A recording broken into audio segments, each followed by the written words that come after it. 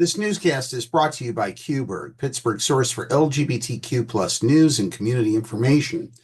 Learn more about Qberg by visiting their website at qberg.com. That's QBURGH.com. From the PEP Radio Newsroom, these are the stories we are covering at this hour. President Donald Trump said Tuesday that he will double his planned tariffs on steel and aluminum from 25% to 50% for Canada, escalating a trade war with the United States' northern neighbor. Trump said on social media that the increase of the tariffs set to take effect today is a response to the price increases that the provincial government of Ontario put on electricity sold to the United States. I have instructed my Secretary of Commerce to add an additional 25% tariff to 50% on all steel and aluminum coming into the United States from Canada, one of the highest tariffing nations anywhere in the world, Trump posted Tuesday on Truth Social.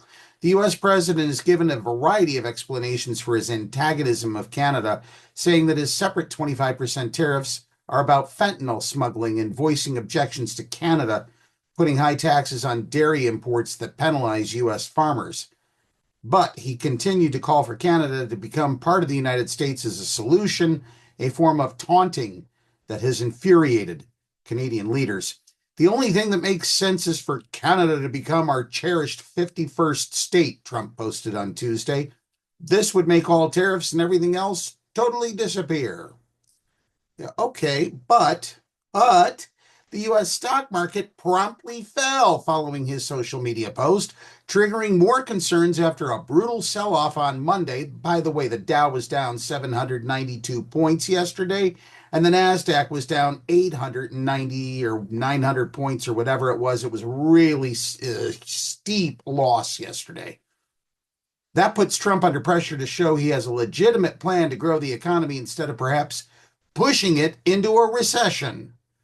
Trump was set to deliver a Tuesday afternoon address to the Business Roundtable, a trade association of CEOs, that during the 2024 campaign, he wooed with the promise of lower corporate tax rates for domestic manufacturers.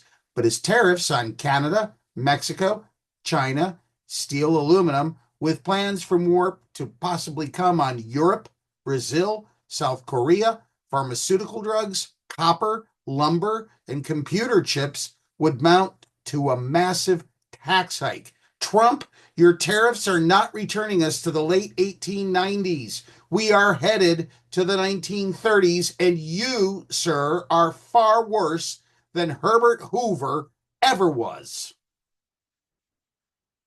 In a related story, the stock market's vote of no confidence over the past 2 weeks put the president in a bind between his enthusiasm for taxing imports and his brand as a politician who understands business based on his own experience in real estate, media, and marketing. That's right, his experience. Would that be in bankruptcy court where he spent, 7 different sessions in which he'd gone bankrupt 7 different times?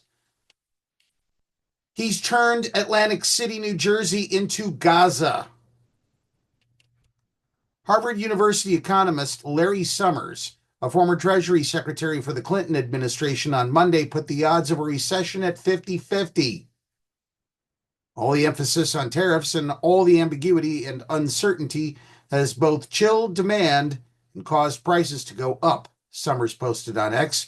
We are getting the worst of both worlds, concerns about inflation and an economic downturn and more uncertainty about the future, and that slows everything. The investment bank, Goldman Sachs, revised down its growth forecast for this year to 1.7% from 2.2% previously. It modestly increased its recession probability to 20% because the White House has the option to pull back policy changes if downside risks begin to look more serious. I don't know, man. They're looking pretty serious right now.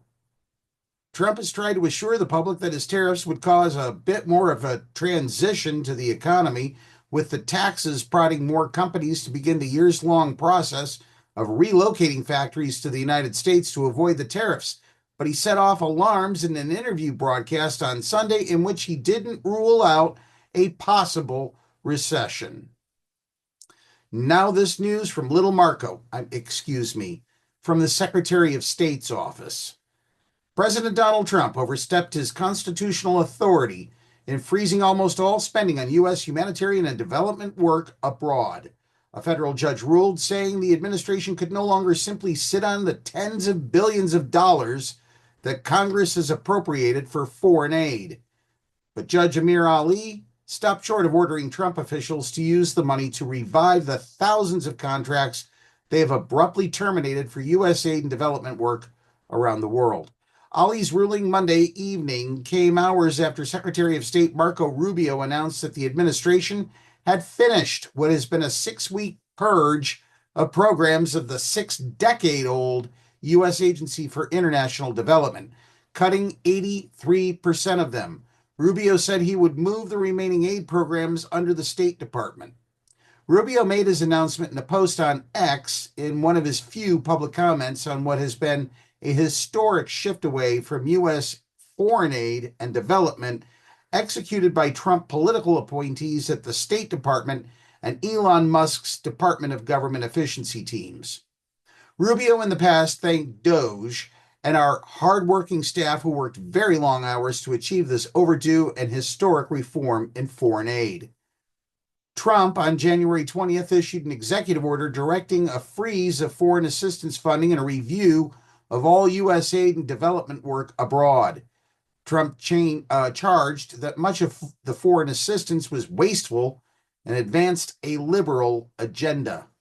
Rubio's social media post Monday said that the review was now officially ending, with some 5,200 of USAID's 6,200 programs eliminated.